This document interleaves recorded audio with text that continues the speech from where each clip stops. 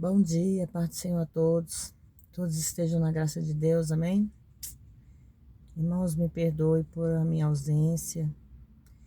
É porque eu ando com uma correria muito grande, cuidando de um ente querido no hospital. E lá onde a gente fica não tem, assim, possibilidade, né, para mim fazer os meus vídeos, porque é muito cheio, muito barulho. É gente passando toda hora, médico, enfermeiro.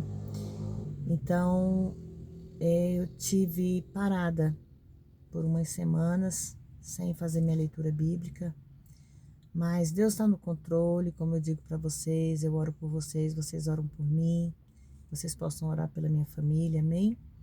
E vamos dar continuidade, né, à nossa leitura bíblica.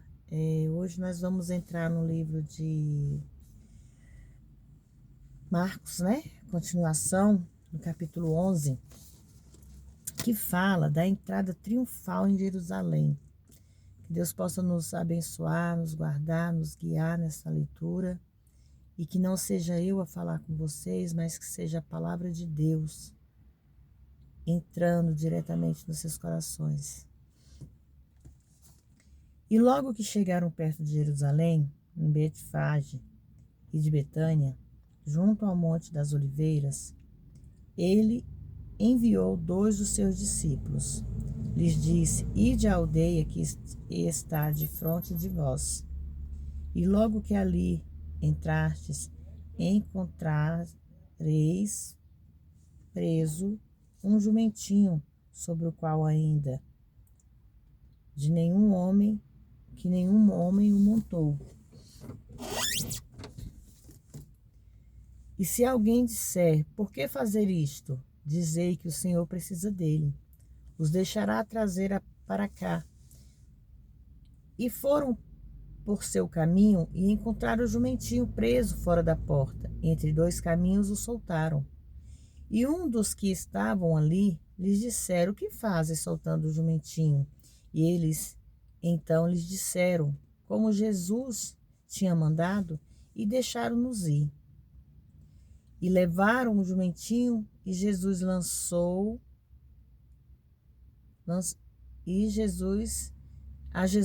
lançaram sobre ele as suas vestes, e assentou-se sobre ele.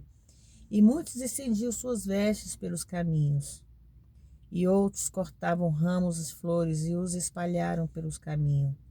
E os que iam adiante e os que os seguiam clamavam, dizendo: Hosana, bendito que vem em nome de Jesus, bendito o reino do vosso Pai, que vem em nome do Senhor. Hosana nas alturas. E entrou Jesus em Jerusalém no templo, tendo visto tudo em redor, e sendo já tarde, saiu para Betânia com os 12. Jesus lançou uma maldição sobre uma figueira estéril. E no dia seguinte, quando saíram a Betânia, ele teve fome.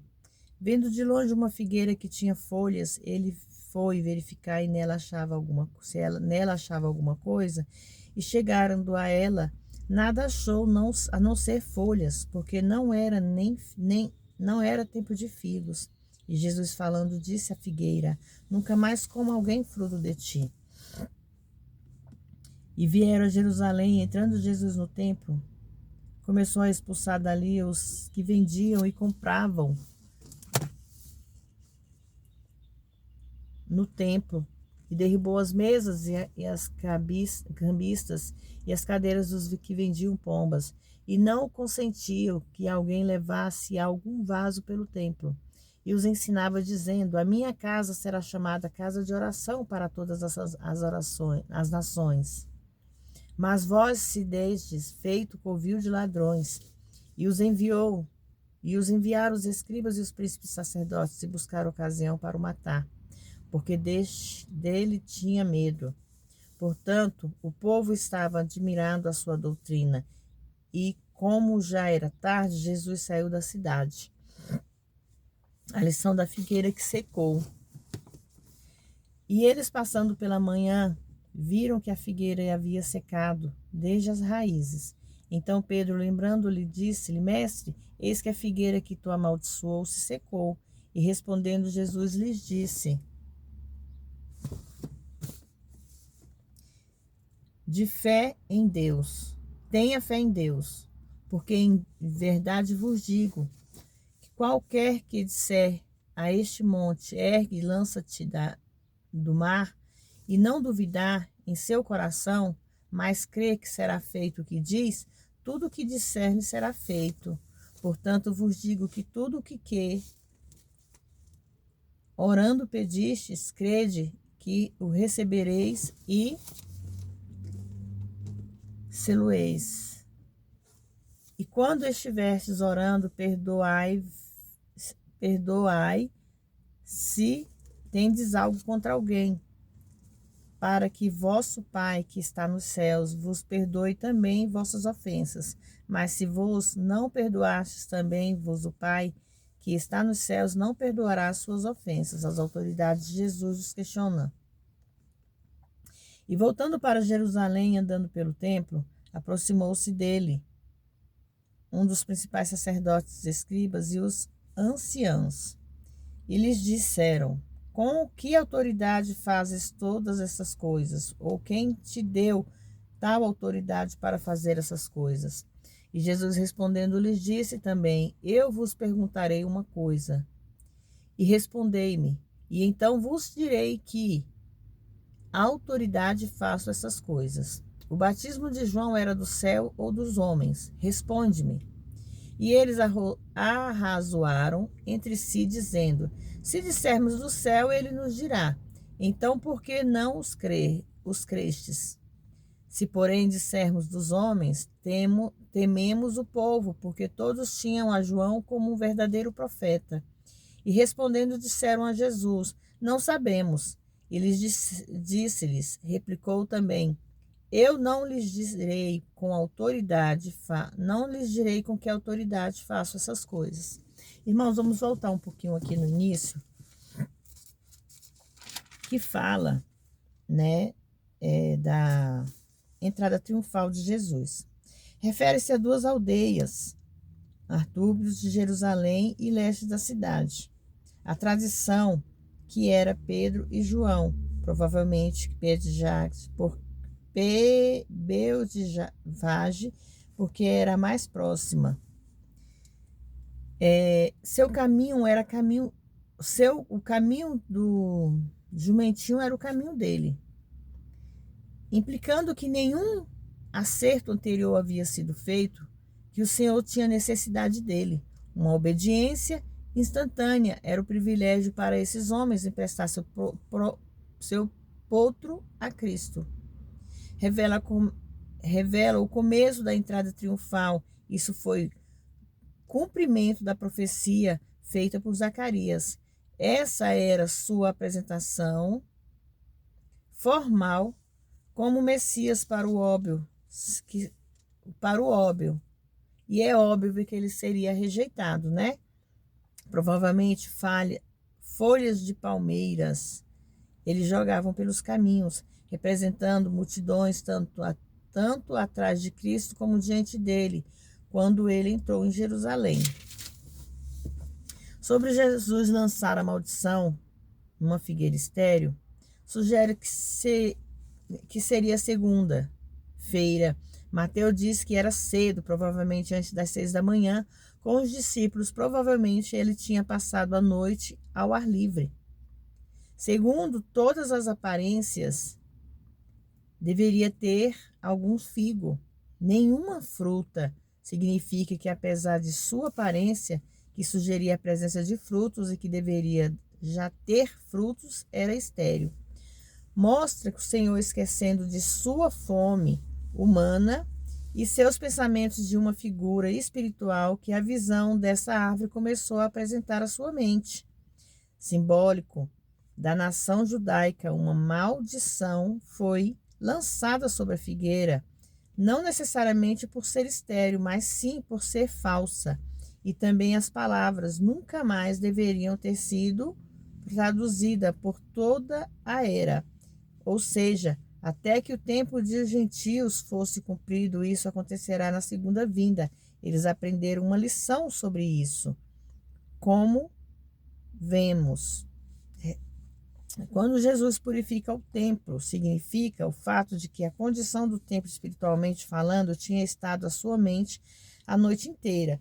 Ele estava provavelmente no átrio dos gentios. Ele queria que toda a casa do seu pai fosse considerada como sagrada, irmãos. Ele não queria que as pessoas chegassem ali e fizessem aquela casa de comércio, vendessem seus próprios produtos dizendo que eram sagrados, que não era de Deus. Como eu digo, Deus não precisa do nosso dinheiro. Deus não precisa das nossas finanças. Deus, ele precisa da nossa alma, do nosso espírito, ele precisa da nossa purificação. Se tem sim o dízimo, não posso negar. Mas, irmãos, eu penso que a gente dá o que pode, o que a gente consegue. Porque é tão difícil, é tão doloroso para nós pensarmos que nós queríamos tanto entregar o dízimo na casa do Senhor, mas quando nós olhamos para nossas finanças, não sobra nem para nossos filhos. Então nós temos que entender que aqui Deus está falando aqui dessa purificação, é que o templo dele não é comércio, o templo dele não é para ser lançado palavras falsas. Às vezes as pessoas falam, vamos vender esse santinho aqui, ele é consagrado, é Jesus, não sei o quê. Irmãos, eu não estou criticando o comércio cristão, mas Deus, ele é único, ele é único, ele é ômega, ele é o alfa, ele é onisciente, ele é onisciente, acho que é o nome assim que fala. Ele não tem imagem. A imagem que diz na Bíblia é que sejamos imagem e semelhança de Jesus. Então, que nós possamos ajudar uns aos outros. A recompensa vem de Deus. É Deus que nos traz a recompensa. Amém? Deus não gosta que a gente fique usando o nome dele como falsos testemunhos, usando o nome dele para vender alguma coisa. Ele está ali, ele está o tempo todo cuidando de nós, ele sabe as nossas necessidades. Se nós mexemos com o comércio, ele vai nos ajudar, é evidente. Mas ele não se agrada que nós façamos imagens, esculturas, e vendemos aquilo como se fosse Jesus, como se fosse Maria, como se fosse Deus. Nós temos que entender que nós buscamos nosso Deus no nosso próprio quarto. Nós buscamos a Deus no seu templo. Nós não buscamos em imagens, nós não buscamos em esculturas, nós não buscamos em fotos. Nós não temos a foto de Jesus Cristo, nós não sabemos como ele era. Mas nós sabemos que ele é único, que ele é verdadeiro, que ele é o único que pode cuidar de nós, amém? E ouviram os escribas e os principais sacerdotes, eles eram os ladrões, porque eram responsáveis pelo que ocorria nesse local e realmente obtinham lucro pessoal com o que era feito ali. Quer dizer, não só matá-lo, que é a ocasião dele ter sido perseguido, né, Jesus, mas também destruir completamente sua influência como uma grande autoridade espiritual no mundo. Jesus, ele incomodava tanto os escribas, que eles eram os ladrões, né, que eles roubavam daquele povo, que eles preferiram matar Jesus, tirar Jesus do caminho. Por quê? Porque as pessoas acreditavam no que Jesus falava, eles creiam, eles tinham fé. E os escribas não acreditavam. E muitas vezes poderia até acreditar, mas eles tinham medo de Jesus tomar o lugar deles. Eles tinham medo de ser inferior a Jesus. Porque existe hoje, no mundo de hoje, ainda existe pessoas que querem ser superior a Jesus. Que quer ser mais que Jesus, gente. Não é só naquela época, ainda existe hoje. Então nós temos que entender que Jesus, ele é superior em nossas vidas. Jesus, ele é o único que pode nos tratar. Claro, ele é o médico dos médicos, mas Jesus coloca os médicos da terra para cuidar de doenças que ele cuida. Mas muitas vezes as pessoas descansam naquilo que eles acreditam. Na Bíblia fala que Jesus, ele é o médico dos médicos, mas ele também usa os médicos para operar. Eles usam os médicos para fazer o tratamento. Assim como ele nos usa para falar a palavra dele, ele nos usa para orar, eles nos usam para curar. São os benefícios que vêm de Deus. Amém? Que nessa palavra Deus possa trazer discernimento à vida de vocês. A lição da figueira que secou refere-se provavelmente isso aconteceu na terça-feira. Isso tudo que eu estava falando aqui antes era na segunda. Significa que estava completamente murcha. Dentro de pouco tempo ocorreria o mesmo com Israel, que realmente deixaria de ser uma nação. Irmãos, sobre a figueira, quando Jesus foi perseguido e levado para ser julgado, naquele povo, né, que estava lá Jesus, o ladrão, e tinha outro, né, com ele. Acho que eram 2 ladrões e Jesus Cristo. A multidão, aquela mesma multidão que seguia Jesus, aquela mesma multidão que acreditava nas curas e nos milagres de Jesus, eles próprios condenaram Jesus à morte. Eles próprios preferiram escolher um ladrão, Barrabás, do que o Jesus Santo. É para você ver como é o ser humano. O ser humano, ele tem 2 versões. Nós somos 2 versões. Não estou se referindo talvez a mim ou a vocês, irmãos, mas eu estou dando um exemplo do tempos passados para o tempo de hoje. Naquela época, as pessoas, Jesus olhava para aquelas pessoas que seguiam ele, porque Jesus conhece você. Jesus conhece cada um que ali estava perto dele, pedindo cura, pedindo libertação, pedindo oração, pedindo renovo, acompanhando ele, comendo do peixe, comendo do pão que ele distribuiu. Mas no momento do julgamento, ele foi julgado como o pior dos piores. Ele foi julgado como o pior dos seres. Naquele momento, Jesus não foi nada para aquele povo.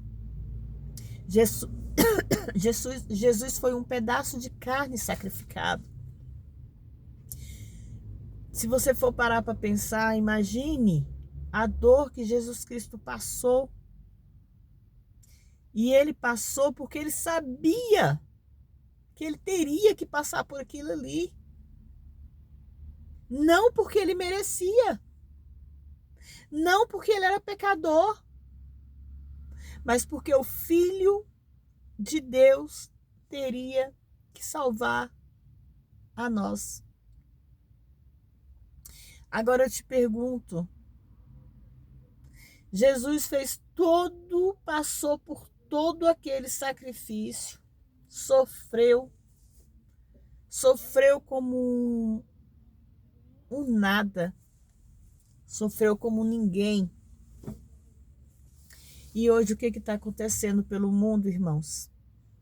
Novamente, Sodoma e Gomorra está de volta. É traições, é mortes, pai matando filhos, filhos matando pais e mães, covardia, uma em cima da outra. As pessoas não têm mais amor ao próximo. As pessoas não se amam mais. Aí eu te pergunto, cadê o amor? O amor a Deus, o amor a Jesus? Amai ao próximo como a si mesmo. Se você não amar a si mesmo, como é que você vai amar o seu próximo? É isso, irmão. É esse o significado da palavra: amor, perdão, gratidão, respeito. É esse o significado da palavra. Amai a si, primeiramente a si, para você aprender a amar o próximo que necessita, que precisa, que tem dificuldade. Claro que nós pudéssemos, nós ajudávamos tantas pessoas, mas se nós não podemos ajudar, nós também não podemos atrapalhar. Por qual é o amor que tem no coração de um pai tirar a vida de um filho para castigar a mãe? Ou a mãe tirar a vida de um filho para castigar o pai? Isso significa maldição, irmãos. Maldade no coração, maldade na mente. Irmãos, orem. Não somente orem, vigiem. Vigiai e orai. Porque não adianta vocês orar, nós orarmos e não vigiar. Amém? Que essa palavra venha servir de exemplo. Que essa palavra venha encher o coração de vocês. Que nós possamos trazer paz, amor, gratidão e tratar as pessoas como nós queremos ser tratados. Amém? Fiquem todos na parte do Senhor. Que Deus abençoe a vida de vocês. Que vocês possam compartilhar essa palavra. Que vocês possam curtir meu canal. E me perdoe pela minha ausência. Vou tentar voltar mais. E orem, irmãos. Orem por mim. Orem pela minha família. Porque eu sei que todo mundo passa por perrengue. Mas se nós não tivermos Deus, nós não somos nada. Amém? Fiquem todos na paz do Senhor.